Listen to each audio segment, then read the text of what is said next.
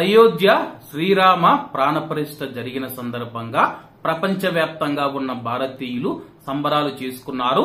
అయోధ్య రామ మందిరం కల 500 సంవత్సరాల తర్వాత నెరవేరిందని చెప్పి, అలాగే ముస్లిం సోదరులను ఒప్పించి వారు సంతోషంగా మద్దతు ఇవ్వడంతో శ్రీరామ మందిరం అయోధ్యలో ప్రాణప్రతిష్ఠ జరిగింది. అలాగే తాజాగా ఉత్తరప్రదేశ్ లోని జ్ఞానవాపి మసీదులో archaeology survey of India ASI చేపట్టిన సర్వేలో సంచలన విషయాలు వెల్లడయ్యాయి. మసీదు కింద అతిపెద్ద ఆలయ ఆనవాళ్లను గుర్తించారు. తెలుగు భాషతో పాటు 32 కీలక శాసనాధారాలు లభ్యమయ్యాయని చెప్పి 17వ శతాబ్దంలో ఆలయాన్ని కూల్చినట్లు ASI నిర్ధారించింది. ఆలయ స్తంభాలతోనే ప్రస్తుత మసీదును నిర్మించినట్లు ASI సర్వేలో తేలింది. ప్రస్తుతం ఉత్తరప్రదేశ్ లోని జ్ఞానవాపి మసీదులో మనం చూసుకుంటే archaeology survey of India ASI survey చేపట్టింది.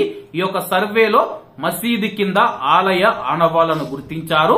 అలాగే ఒక మసీదులో ఇప్పుడు ఉన్న స్తంభాలు ఏవైతే ఉన్నాయో అవి ఆలయానివని చెప్పేసి ఆలయాన్ని కూల్చేసి ఆలయం పైన మసీదు నిర్మించినట్లు ASI తెలిపింది. మరి ఈ యొక్క విషయం పైన ఉత్తరప్రదేశ్ ప్రభుత్వం ఏ విధంగా స్పందిస్తుందో వేచి చూడాల్సి ఉంది.